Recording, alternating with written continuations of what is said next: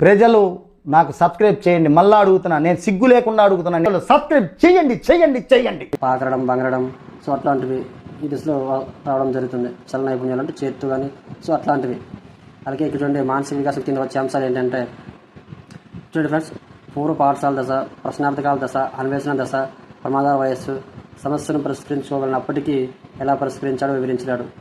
So మీకు ఎక్కడైనా సరే పూర్వ, ప్రశ్న, ప్రమాద అనే పదాలు వస్తే ఖచ్చితంగా అది పూర్వ బాల దశకు చెందిన అంశాలే. సో ఎట్లా అంటే చూడండి, ఇక్కడ నేను అండర్లైన్ చేశాను, పూర్వ ఉంది, ఇక్కడ పూర్వ పాఠశాల దశ, ప్రశ్నార్థకాల దశ, అన్వేషణ దశ.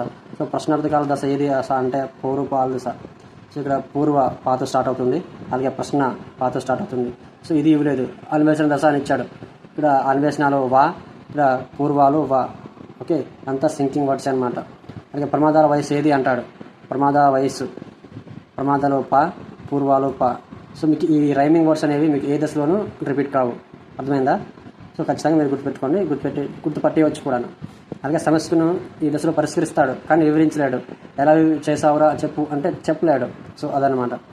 సో అలాగే సాంఘిక వికాసంలో వచ్చే అంశాలు ఏంటంటే చూడండి, పూర్వ ముఠా దశ, సమాంతర క్రీడ అనేది మొదటి సాంఘిక కృత్యం. సో ఇక్కడ చూడండి, గమనించండి ఫ్రెండ్స్, పూర్వ ముఠా దశ అనే దశను పూర్వబాల దశని అంటారు. మీకు ముందే చెప్పాను, ఇక్కడ ఓకే, పూర్వాలు వచ్చిందంటే అది పూర్వబాల దశకి చెందిందే.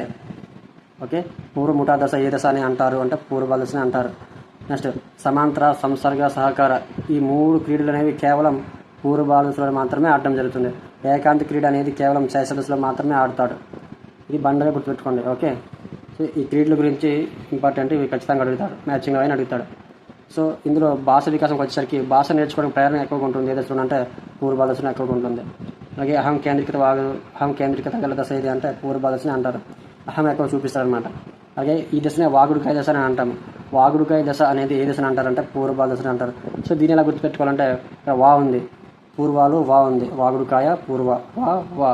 సో అంతా సింకింగ్ అండ్ రైమింగ్ వర్డ్సే. సో ఇది కోడింగ్. ఓకే, అర్థమైంది అనుకుంటున్నాను. అలాగే నెక్స్ట్ ఉత్తరబాల దశ. ఉత్తరబాల దశకు వచ్చరికి సూక్ష్మ రూప వయోజనలాగా కనిపించే దశ అంటే కాస్త పెరుగుతాడు, ఎక్కువగా కాస్త వయోజనలా కనిపించే దశ ఇది అంటే పూర్వబాల దశ. ఇందులో శాశ్వతాంతాలు వచ్చే దశ.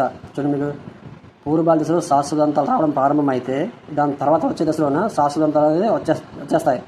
ఇక్కడ ప్రారంభం అవుతాయి, ఇక్కడ వచ్చేస్తాయి. ఏంటి? దంతాలు అనేవి.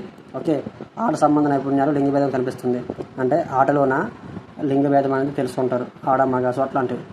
అలాగే చూడండి ఫస్ట్ ఇట్లా మానసిక వికాసంకి వచ్చేసరికి పాఠశాల దశ, అభ్యాసాల సంసిద్ధత గల దశ, అనుకరణ దశ, డబ్బును ఉపయోగించగలరు. సో ఉత్తర భారత దశలోన